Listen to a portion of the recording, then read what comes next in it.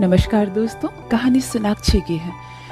घर में प्यार उसे सोना कहते हैं। सभी को उसे सोना से ही नाम से बुलाते हैं और नाम उसका सोना है और उसे पसंद भी सोना है। सोने की अंगूठी पहनना, गले में सोने का चेन पहनना सोनाक्षी को बेहद पसंद है। जब भी सोनाक्षी का जन्मदिन आता है 20 वर्ष के बाद, जब भी जन्मदिन आया है तभी पापा से कहती है, पापा मैं अब 21 साल की हो जा रही हूँ, मुझे आप एक गले में सोने का चेन देंगे। पापा कहते हैं, हाँ बेटा, तू तो मेरी सोना है। अरे तेरे रहने से तो मेरे घर में इतनी बरकत हुई है, तुझे सोने की चेन की क्या है, मैं बिल्कुल दूंगा। और सोनाक्षी के जन्मदिन में उसके पापा सोने का चेन देते हैं। सोने का चेन पाकर तो सोना इतनी खुश हो जाती है, गले से चेन हटाती ही नहीं है। कॉलेज भी जाती है, सोने के चेन को पहन के अपनी सारी सहेलियों को दिखाती है। सब कहती है तो सोना इतना पसंद करती है। देखते देखते सोनाक्षी 23 साल की हो जाती है और अब उसकी मम्मी पापा उसके लिए रिश्ता ढूंढने लगते हैं। सोना की माँ बहुत चिंतित है कि मेरी फूल सी बच्ची के लिए कोई बहुत अच्छा सुंदर राजकुमार ढूंढना।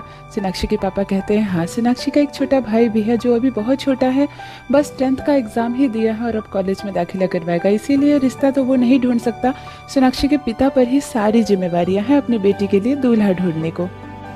सोनाक्षी के लिए सोनाक्षी के पिता ने मयंक को ढूंढा है। मयंक बेंगलुरु में एक मल्टीनेशनल कंपनी में जॉब करते हैं और बेंगलुरु में ही अपने मम्मी पापा, एक छोटे भाई और बहन के साथ एक बंगला, छोटा ही सही लेकिन बहुत सुंदर बंगला उसने खरीदा है।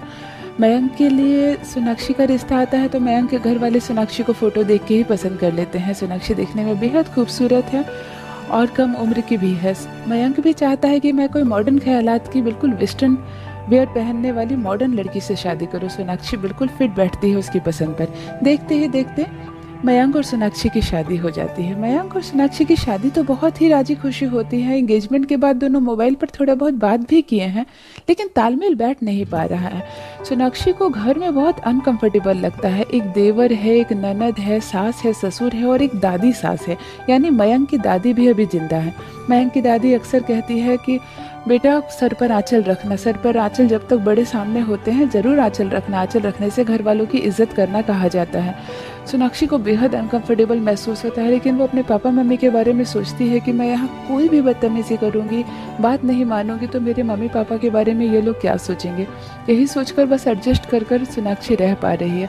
मयंक के करीब भी नहीं जा पा रही है। मयंक अक्सर पूछा करता है कि सोना, तुम्हें कोई समस्या है क्या, तुम बड़े शहर में आकर घबरा रही हो क्या। सोनाक्षी कहती है, ऐसी बात नहीं है, मुझे बड़े शहर की आदत है, मैं थोड़ा खुलकर रहना चाहती हूँ, लेकिन मैं आपसे कह भी नहीं सकती कि चलिए कहीं अलग फ्लैट लेकर रहेंगे। आखिर इतना बड़ा बंगला आपने खरीदा है और सब परिवार मिलकर रहते हैं। सोना को बहुत अनकंफर्टेबल लगता है क्योंकि उसके ससुर, उसकी सास, उसकी एक देवर और उसकी एक ननद और एक दादी सास, पांचों हर वक्त घर में प्रेजेंट रहती है। इसकी वजह से सोनाक्षी को आज़ादी नहीं मिल पाती। उसे मन करता है कि मैं थोड़ा घूमूं फिरूं, तेज़ आवाज़ में बात करूं, अपनी सहेलियों से मोबाइल पर बात करूं, लेकिन थोड़ी सी पाबंदी सा महसूस हो रहा है। हालांकि मयंक के घर वाले सोना पर कोई पाबंदी नहीं लगाते, लेकिन बहू तो बहू होती है, बेटी की तरह तो उसका रहन सहन और जीवन नहीं हो सकता है। बस यही बात चुभती जा रही थी सोनाक्षी को।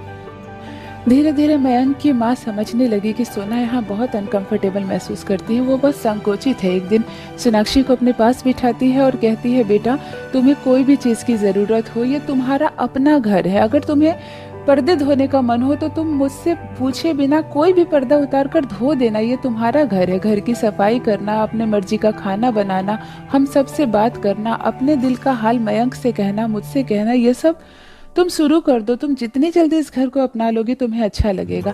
अब सोनाक्षी अच्छा महसूस कर रही थी और धीरे धीरे घर को अपनाते जा रही थी। सोनाक्षी का बर्थडे आने वाला था, शादी के 7 महीने बीत गए थे। सोनाक्षी संकोच करके कह नहीं रही थी। मयंक ने सोचा कि सोनाक्षी को क्यों ना हम सरप्राइज गिफ्ट दे। एक छोटी सी गेट टुगेदर पार्टी घर में ऑर्गेनाइज की और सोनाक्षी के लिए बहुत ही सुंदर बुटीक से डिज़ाइन किया हुआ पिंक कलर का सूट बनवाने का मयंक ने फैसला किया। फिर मयंक सोचने लगा कि मैं सोनाक्षी को पहले जन्मदिन पर क्या ऐसा गिफ्ट दूं जो सोनाक्षी हमेशा याद रखे और उसे बहुत अच्छा लगे। अपनी माँ से मयंक सलाह लेता है तो माँ यही कहती है, बेटा तुम एक डायमंड का पतला सा सुंदर हार सोनाक्षी को दे दो। डायमंड का हार सोना पर बहुत अच्छा लगेगा, गोरी भी है और उसके पास डायमंड का है भी नहीं। उसे तो बहुत सारे हार हमने चढ़ाए लेकिन डायमंड नहीं चढ़ाई हूँ, तुम एक डायमंड का हार दे दो। मयंक ने कहा कि ठीक है माँ। ऐसे तो डायमंड के हार में खर्चा अधिक था, लेकिन फिर भी मयंक एक डायमंड का सुंदर हार सोना के लिए ऑर्डर करता है और सोना को नहीं बताता है। पार्टी है, पार्टी में बहुत सुंदर सा पिंक कलर का बुटीक का डिज़ाइन किया हुआ सूट उसे गिफ्ट किया जाता है और कहता है मयंक कि सोना तुम यही सूट पहनना। सोना सूट पहनकर बेहद खुश होती है, लेकिन सोना के मन में कोई और बात थी जो वो कह नहीं सकती। मयंक अचानक डायमंड का हार निकालकर सभी के सामने सोना को देता है और कहता है happy birthday my sweet heart. सोना हार देखकर बहुत खुश होती है, लेकिन फिर भी सोना के मन में कुछ है। पार्टी जब खत्म हो जाती है, रात हो जाती है, सोना गले से हार उतारकर अपने अलमीरा में रखने लगती है तो मयंक कहता है क्या बात है डियर, मुझे ऐसा लगता है जैसे तुम्हारे मन में कोई बात है। सोना ने कहा नहीं, सब कुछ बहुत अच्छा था और गिफ्ट तो बहुत ही अच्छा था, लेकिन अगर कुछ और होता तो मुझे ज़्यादा अच्छा लगता। मयंक ने कहा क्या चाहिए तुम्हें बताओ। तब सोना ने कहा कि मुझे एक सोने की अंगूठी चाहिए थी। मुझे ऐसा लगा था जैसे आप मेरा मन समझ जाएंगे और मुझे सोने की अंगूठी गिफ्ट करेंगे, लेकिन आपने तो इतना महंगा हीरे का हार गिफ्ट कर दिया कि मैं कुछ कह नहीं सकती। मयंक हंसने लगता और कहता है बस इतनी सी बात से उदास है मेरा चांद। ठीक है, फिर डन रहा, हमारी शादी की सालगिरह आ रही है, तब मैं तुम्हें सोने का अंगूठी गिफ्ट करूंगा। अभी बजट थोड़ा ऊपर नीचे है मैडम। सोनाक्षी ने कहा नहीं नहीं कोई बात नहीं, मैं आपसे अभी कुछ नहीं मांग रही, काफ़ी कुछ है मेरे पास। देखते ही देखते शादी को साल बीत जाते हैं और मयंक और सोनाक्षी की पहली शादी की सालगिरह आ ही जाती है। घर में एक अच्छी बड़ी धूमधाम से पार्टी रखी जाती है। सोनाक्षी के मायके वालों को भी सबको बुलाया जाता है और मयंक लाता है एक सोने की अंगूठी। सोने की अंगूठी देखकर घर वाले कहते हैं बस एक सोने की अंगूठी ही गिफ्ट करोगे भाभी को। वो कहते हैं बस तुम्हारी भाभी को इस सोने की अंगूठी से ही प्यार है। मायके वाले आते हैं और हंसने लगते हैं, कहते हैं सोना नाम है उसका, इसीलिए उसे सोना बहुत पसंद है। अपने एक जन्मदिन में सोने का हार के लिए रोने लगी थी मेरी गुड़िया, और देखो आज दामाद जी से सोने की अंगूठी मांग ली है। मयंक जब सोने की अंगूठी गिफ्ट करता है सोनाक्षी को तो वो इतना खुश होती है उसे पहनकर, जैसे जितना खुश वो हीरे का हार पहनकर भी नहीं हुई थी। घर वाले कहते हैं अब तो खुश हो बहू रानी, तुम्हारी पसंद का गिफ्ट जो तुम्हें मिला है। बहू मुस्कुराकर हंसने लगती है। घर वाले कहते हैं हमारी बेटी को शुरू से पता नहीं सोने से क्या लगाव है।